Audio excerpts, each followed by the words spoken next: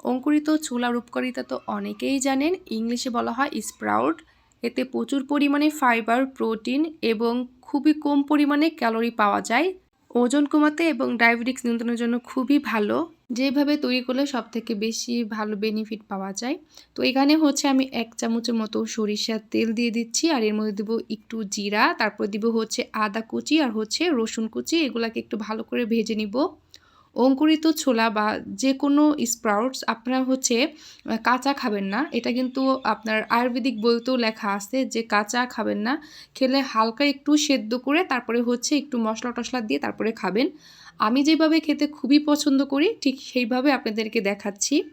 এমনি ছোলার থেকে অঙ্কুরিত ছোলার পুষ্টিগুণ কিন্তু অনেক বেশি। বিভিন্ন ধরনের ভিটামিন, খনিজ পদার্থ, অ্যান্টিঅক্সিডেন্টের মতো স্বাস্থ্যকর উপাদান রয়েছে। রোগ প্রতিরোধ ক্ষমতা বৃদ্ধি করে, কোলেস্টেরলের মাত্রা নিয়ন্ত্রণে রাখে, হার্ট ভালো রাখে, মেটাবলিজমকেও উন্নতি করে। টাইপ 2 ডায়াবেটিক যাদের আছে তো তারাও কিন্তু এই ছোলাটা খেতে পারে। তাদের জন্য কিন্তু অনেক ভালো হবে, কারণ এতে কিন্তু খুবই কম পরিমাণে ক্যালোরি রয়েছে, একদমই কম, যেটা আমাদের ওজন কমাতে খুবই সাহায্য করবে।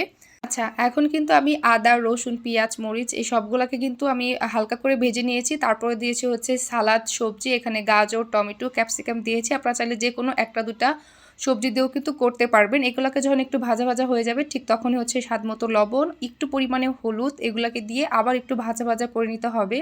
লো আঁচে সম্পূর্ণ রান্নাটা শেষ করবেন। আর এটা যেহেতু সালাদ সবজি, সম্পূর্ণ কুক করার কোনো দরকার নাই, এগুলো কিন্তু এমনিতেও কাঁচা খাওয়া যায়। অনেকেই আছেন সবজি রান্না করেন কিন্তু সবজিটাকে এমনভাবে রান্না করেন যে সবজির মানে পুষ্টিগুণ সব শেষ হয়ে যায়, মানে অনেক ভাজা আর হচ্ছে অতিরিক্ত সেদ্ধ করে ফেলান। যে কোনো সবজি হোক না কেন একটু কাঁচা কাঁচা রাখবেন, তাহলে সব পুষ্টিগুণ থাকবে। সবজিগুলো যেহেতু একটু ভাজা ভাজা হয়ে গেছে, এখন এর মধ্যে দিয়ে দেবো হচ্ছে ছোলা। আমি এখানে 1 বাটি ছোলা দিয়েছি, যেহেতু আমরা 2 জন খাবো। কোনো কিছু কিন্তু অতিরিক্ত খাওয়া ঠিক না। এই খাবারটা আপনি সপ্তাহে 2 থেকে 3 দিন খেতে পারেন। আর যদিও কেউ কাঁচা খেতে চান তাহলে মাত্র 10 থেকে 12টা ছোলা খেতে পারেন, তার বেশি না, সকালে।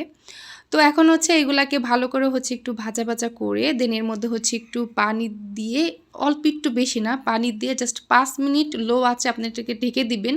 আমার কাছে এইভাবে খেতে খুবই মজা লাগে, এজন্য আমি এইভাবে এটাকে সবসময় তৈরি করি। আপনারাও চাইলে কিন্তু প্রথমে ছোলাটাকে সেদ্ধ করে তারপরে হচ্ছে সালাদ দিয়ে বা একটু মশলা দিয়েও মাখিয়ে খেতে পারেন, কিন্তু আমার কাছে এইভাবে সবথেকে বেশি ভালো লাগে। হয়ে যাওয়ার পর এখানে একটু অরিগানো দিয়ে ভালো করে নাড়াচাড়া দিয়ে নামিয়ে নিব। এখানে আপনার চাইলে ধনিয়া পাতাও অ্যাড করতে পারেন।